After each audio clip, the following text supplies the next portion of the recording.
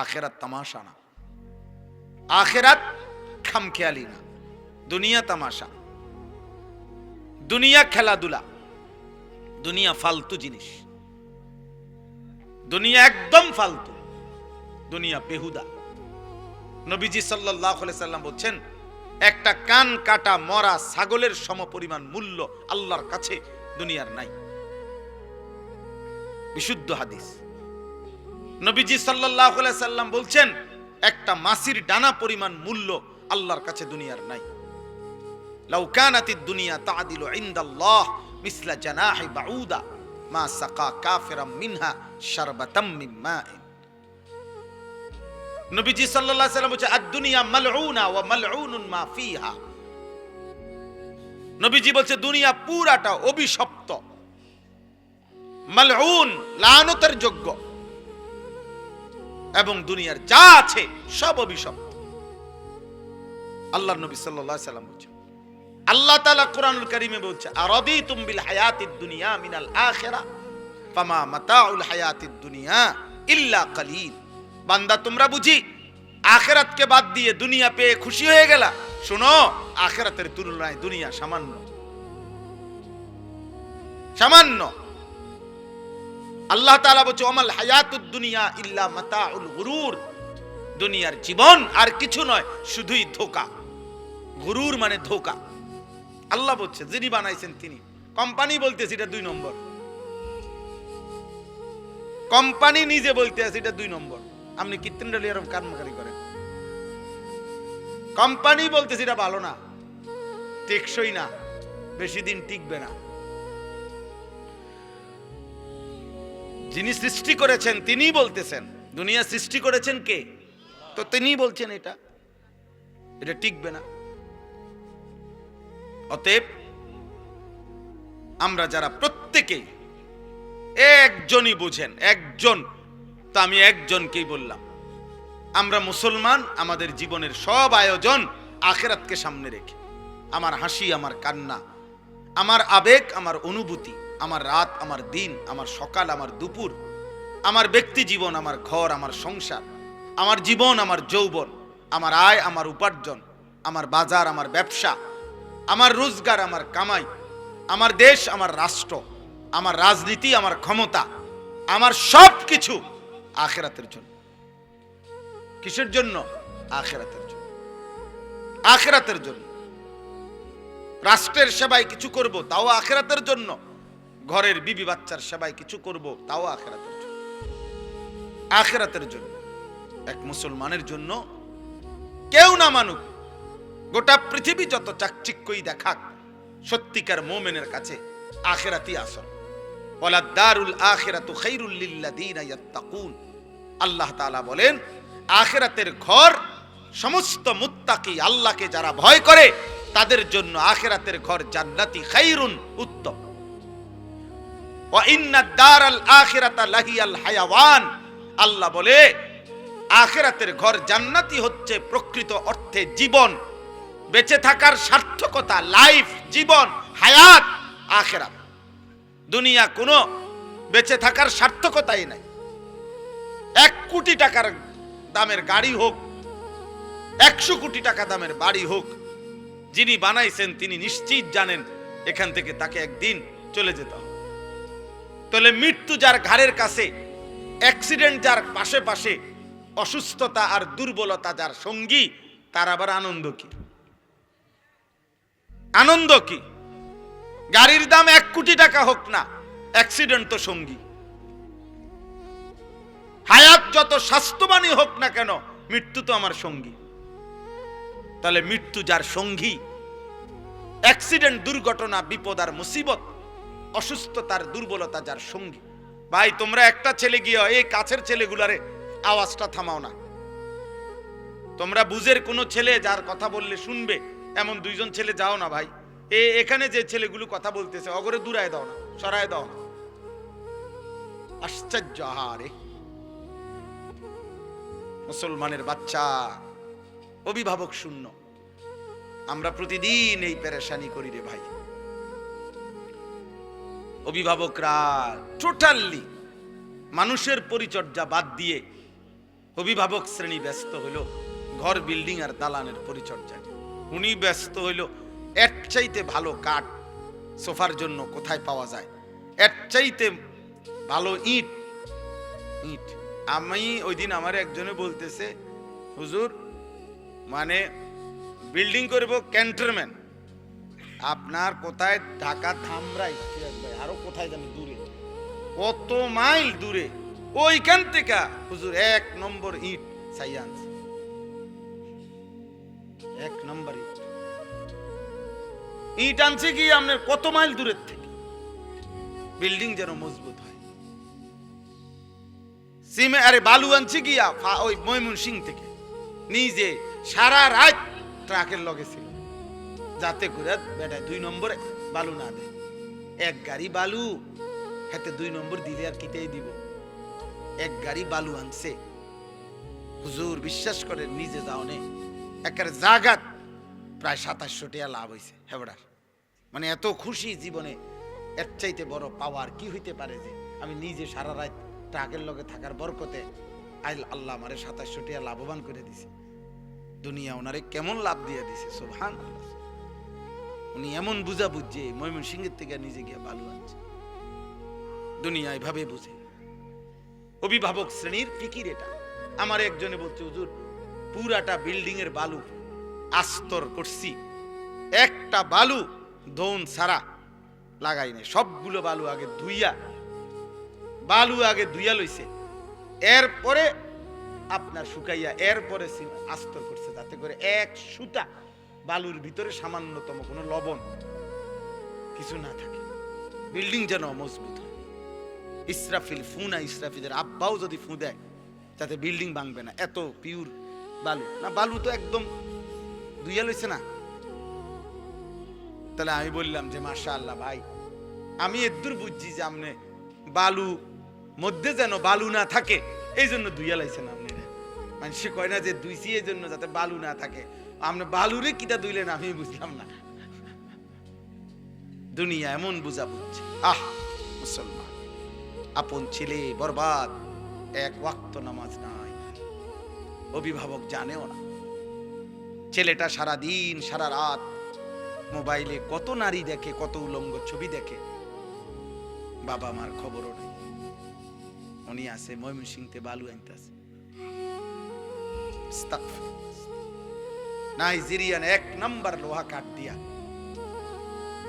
ঘরের বিল্ডিং এর ফ্রেম দিছে, দরজার চৌকাঠ লাগাইছে, সব কিছু জানে, কোনখানের কাঠ, দরজার চৌকাঠ কাঠ কোনটা 1 নম্বর, পাল্লা কোনটা 1 নম্বর, ইট কোনানে 1 নম্বর, সিমেন্ট কোথায় 1 নম্বর, সব জানে। কিন্তু সন্তান কেমনে মানুষ করে, বাচ্চাটাকে কিভাবে আখিরাত শেখানো যায়, এই ব্যাপারে উনি কিছুই জানেন না। এই ব্যাপারে ওনার কোনো প্রস্তুতি নাই।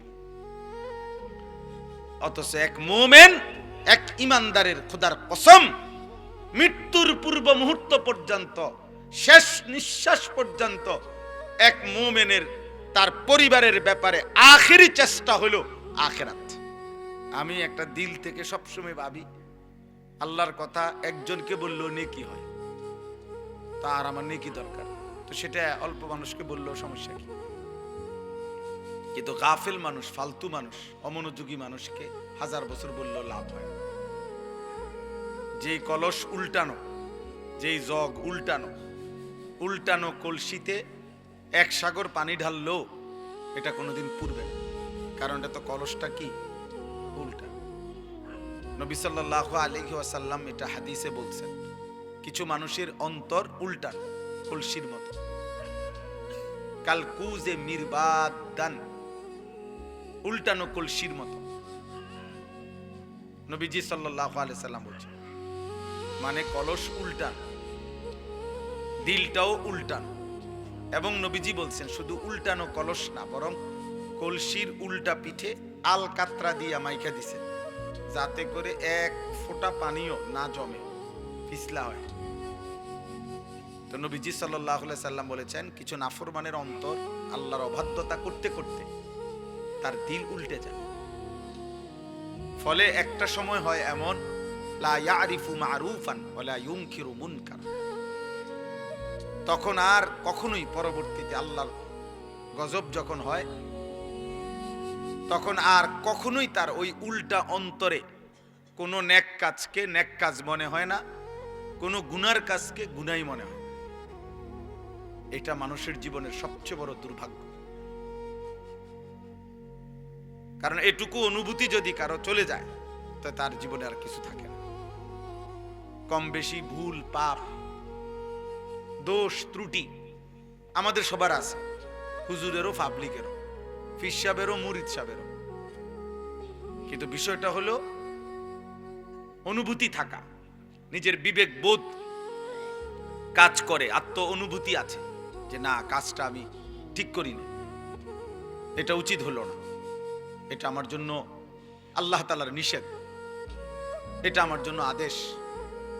এই যে এই বিবেক বোধ, পার্থক্য শক্তি, এটা যদি কমপক্ষে থাকে তো নিয়ামত, ধীরে ধীরে লোকটা বদলায়। কিন্তু 30 বছর 40 বছর ধরে প্রতিদিন এক তালে মিথ্যা কথা বলতেছে, এটা কোন ধরনের পাপ? দেন, এক নিয়মে এক ঢঙ্গে মিথ্যাই বলতেছে। আজকে 40 বছর ধরে সুদ খায়, এটা কেমন সুদখোর? আজকে 60 বছর ধরে প্রতিদিন গালি দেয় এক তালে, এটা বেটার কথা বললেই নিয়ম গাইলেন। এক হাতে সিগারেট খাইতেছে, মুখে অকথ্য গালিগালাজ করতেছে, সামনে রঙিন টেলিভিশনে নাচ গান চলতেছে। মানে এটা যে গুনাহ, বছরের পর বছর তার বিবেকের মধ্যে এতটুকু অনুভূতিও নাই। এটা অনেক বড় লানত, অভিশাপ। এটা অনেক বড় দুর্ভাগ্য, বদনসিব, যে দিনের পর দিন, মাসের পর মাস গুনার পর গুনাহ, কিন্তু তার কখনো এটা অনুভূতিও হয় না। তার অনুভূতিও হয় না, তার শরীরে কোনো সৌদে নাই। ওই যে সর্দি মারাত্মক হইলে ঘ্রাণ শক্তি কমে যায়, তখন তার আর নাকে সুদ থাকে না। এই গুনাহ আর নাফরমানি যখন বেড়ে যায়, ধীরে ধীরে মানুষের উপরে যে মুসিবতটা আসে সেটা হলো আল্লাহর পক্ষ থেকে যেই আযাব আসে, সেই আযাব হলো আল্লাহ তাকে আত্মভোলা করে দেয়। ফাআনসাহুম আনফুসাহুম। এজন্য তাফসীরের মধ্যে আছে, কোন মানুষের উপরে দুনিয়াতে আল্লাহর সবচেয়ে বড় শাস্তি কি? দুনিয়াতে সবচেয়ে বড় শাস্তি, তাকে আল্লাহ আত্মভোলা করে দেয়, আপন ভোলা। অর্থাৎ সে আর কোনোভাবেই বোঝে না সে কে, তার উচিত কি, করণীয় কি। খাইতেছে, ঘুমাইতেছে, পেশাব করতেছে, পায়খানা করতেছে, ঘুমাইছে তো ঘুমাইতেছে, মুতে ধরছে তো একখান দিয়ে মুতে দিছে। এটা কি রাস্তা? এখানে মানুষ চলাফেরা করে কিনা, কেউ দেখলে কি মনে করে? কোনো কিছু। হালালও খায়, হারামও খায়, গালিও দেয়, সালামও দেয়, মদও খায়, মধুও খায়, মাকেও দেখে, বোনকেও দেখে, আবার মোবাইলে টেলিভিশনে নর্তকীও দেখে, আপন স্ত্রীও দেখে, উলঙ্গ ছবিও দেখে। মানে পার্থক্য নেই তার ভিতরে, আর এই অনুভূতিটুকু কাজ করে না। সবকিছুই তার কাছে বরাবর। কষ্ট করে কামাই করে পয়সাও নেয়, সুদের টাকাও নেয়, কিস্তিও নেয়, সব মিলাইয়া 30,000, মিলে জিল্লে 12 লাখ টাকা পয়সা। কেমনে মিলাইছেন? এই এমনি এমনি, দোয়া করেন, এমনি এমনি মিলাইছে। এমনি এমনি কি তা 6 লাখ জমি বেচা আর 6 লাখ সুদে কিস্তি। হালালও আছে, হারামও আছে, পার্থক্য নেই। এটা কোনো মানুষের উপরে সবচেয়ে বড় লানত, আল্লাহর সবচেয়ে বড় শাস্তি। ওয়ালা তাকুনু কাল্লাযীনা নাসুল্লাহা ফাআনসাহুম আনফুসাহুম। আল্লাহ তাআলা বলে, বান্দা আমাকে এই পরিমাণ ভুলে যেও না, একদিন আমি কিন্তু তোমাকে নিজেকে ভুলাই দেব। আর কোনোদিন তোমার মনে পড়বে না তোমার কবর, আখিরাত, পরকাল, মিজান, ফুলসিরাত, তোমার বিচার হবে, হাসর হবে, আমলনামা হাতে দেয়া হবে, কিচ্ছু আর মনে হবে। নাউযুবিল্লাহ। কোরআনুল কারীমের মধ্যে আছে, ওয়ায়াউমা ইয়া'আদ্দুয যালিমু আলা ইয়াদাইহি। নাফরমান পাপী হাসরের দিন নিজের হাতগুলো আঙ্গুলগুলো দাঁত দিয়ে এইভাবে কামড়াইয়া ছিঁড়ে ফেলতে চাইবে আফসুসে, আর বলবে, হায় আমি কি করলাম, ইয়াকুলু ইয়া লাইতানি ইত্তাখাযতু মা'আর রাসূলি সাবিলা, আমি যদি রাসূলের পথ ধরতাম। ইয়া ওয়াইলাতা লাইতানি লাম আত্তাখিজ ফুলানান খলিলা, হায় আফসোস আমি যদি মন্দ লোককে বন্ধু না বানাইতাম। যে আমাকে নারী দেখাইলো, ছবি দেখাইলো, জিনা ব্যভিচারের আড্ডায় নিয়ে গেল, যে আমারে মদের আড্ডা, জুয়ার আড্ডা, সুদের আড্ডা, কিস্তির আড্ডা, যে আমারে দিয়ে খুন, সন্ত্রাস, চাঁদাবাজি, রাহাজানি, অন্যায়, অসভ্যতা করলো, আমি যদি তাকে বন্ধু না বানাইতাম, তাকে যদি অনুসরণ না করতাম, তার সাথে যদি না চলতাম, এই আফসোস করবে আর আঙ্গুল ছিঁড়ে ফেলতে চাই, কিন্তু কোনো লাভ হবে না, কোনো ফায়দা হবে না। ইয়াউমাইদিন ইয়াতাযাক্কারুল ইনসানু ওয়া আন্না লাহুদ যিকরা।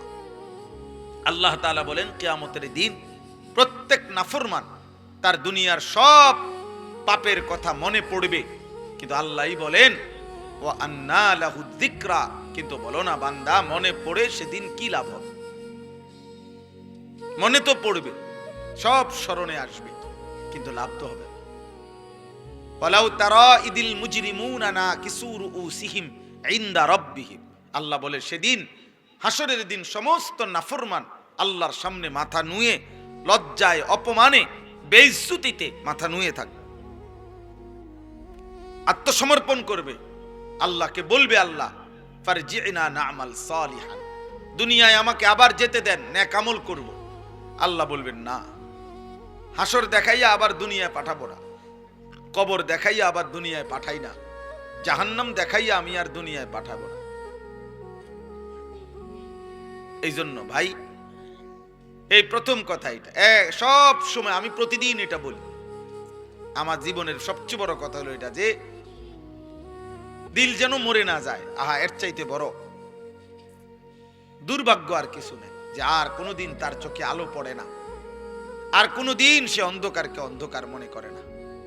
প্রতিদিন বেনামাজি, কোনো তার চুল, চেহারা, লেবাস, তার হাঁটা চলা দেখলে মনে হয় না যে সে যে এক ওয়াক্ত নামাজ পড়ে না, এটা যে একটা পাপ বা এটা যে একটা অপরাধ, এই অনুভূতিটুকু, এই লজ্জা শরমটাও নাই।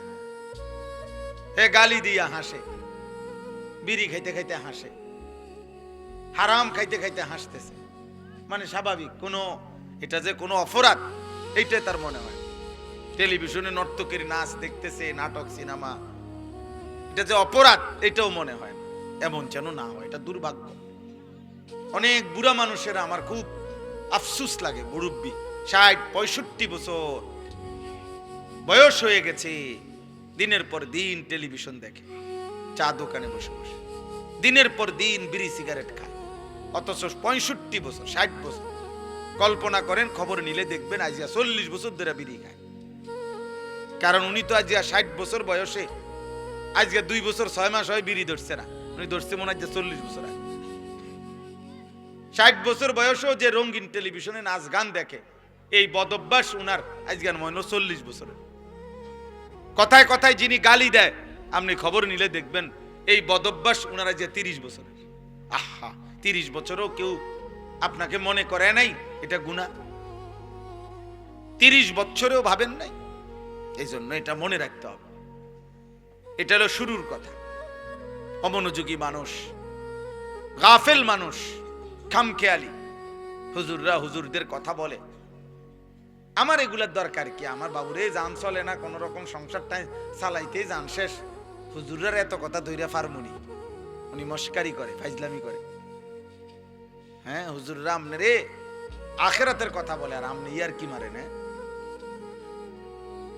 চা দোকানে বসে বসে গপ মারে। ও কয় তো হুজুররা তো কয়, ভালো লাগে কয়, বুঝি তো আমরা লাগিয়ে তো কয়, পারি না, ও শেষ। এই কথা বললে আপনারে ফেরেশতা ছেড়ে দিব, ঠিক না? মানে মস্কারি করে আর কি, ইয়ার কি করে।